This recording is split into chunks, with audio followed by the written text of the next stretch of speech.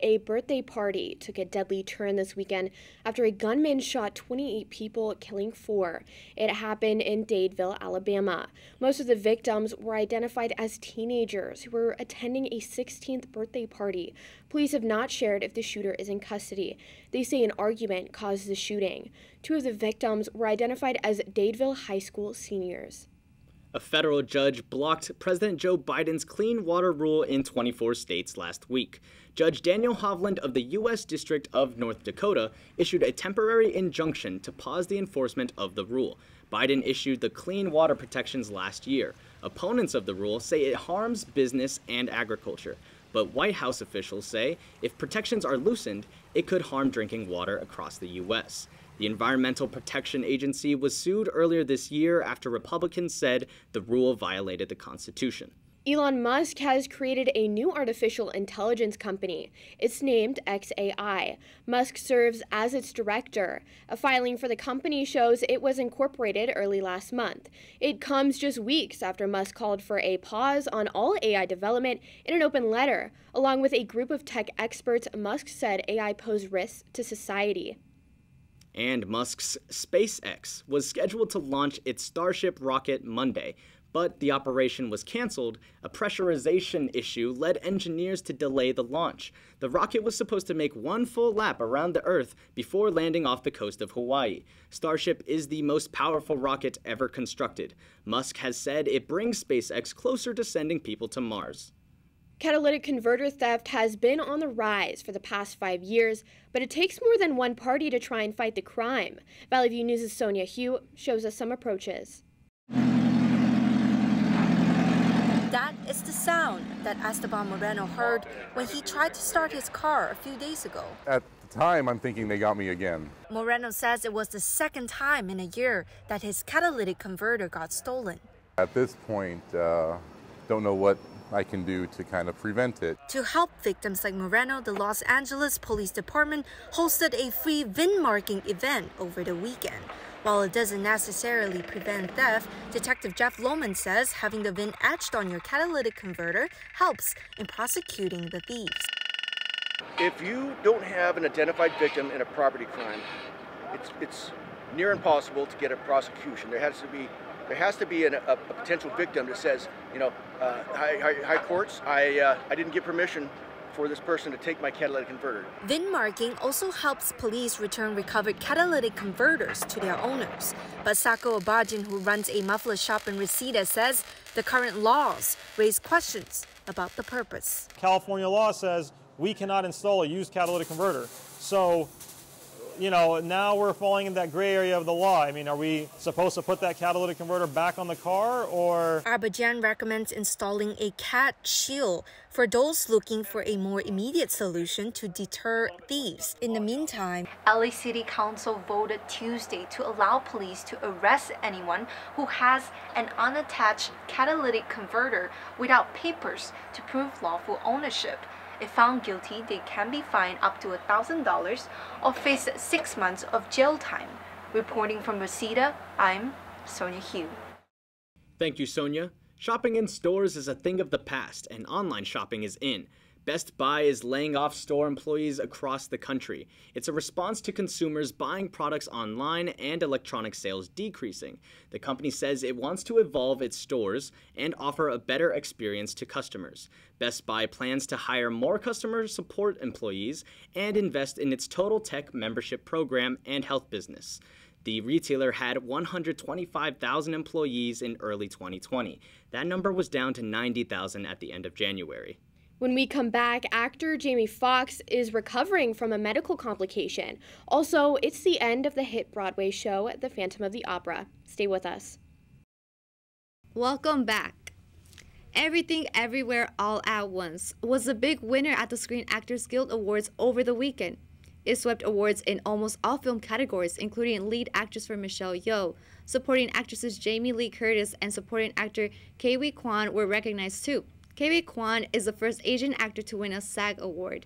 Brendan Fraser snagged a Best Lead Actor award for his role in The Whale.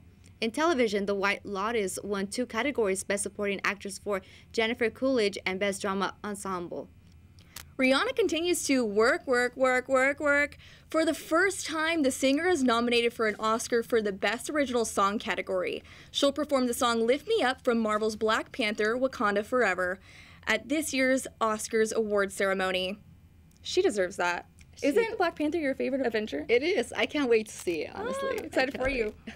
This year's Oscars award ceremony is around the corner, and for the first time ever, there will be a crisis team.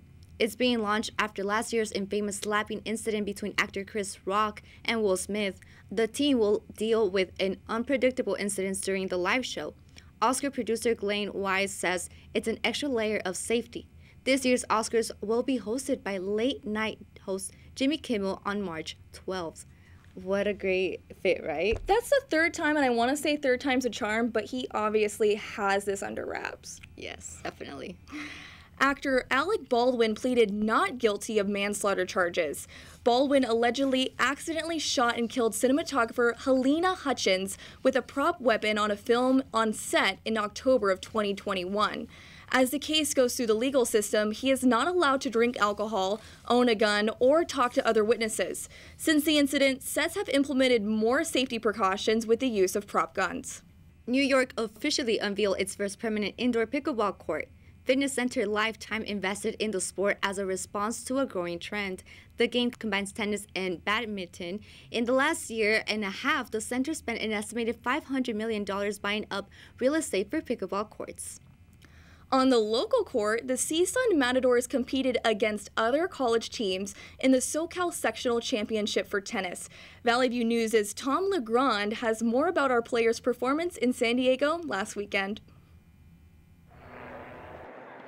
20 college teams from all Southern California competed against each other in the U.S. Tennis Sectional Championship in San Diego, among them UCLA, USC, Pepperdine, and the CSUN Matadors. I think it's a really good experience to play other colleges and other people from other colleges, because whether or not you want to go pro or it's just something you want to do, it's really good to hit with other people because that's what tennis is all about. At the Barnes Tennis Center, CSUN Women's Matadors stood out. Aminata Singh overpowered UC Irvine and CSU Fullerton, while Sydney O'Neill pulled off a close win over Claremont Pomona in a tiebreaker. Together, they overthrew CSU Long Beach. Yes, the competition was intense and the stakes were high. Not only did the players have the chance to go home with sweatshirts, cans of ball, or a huge trophy, the top 5 placing teams received a bid for the national championship that will be held in Arizona early April. Although our team didn't make it through the toughest competitors there, R.B. Evanescen, president of CSUN Tennis Club, said he was proud of the team's performances.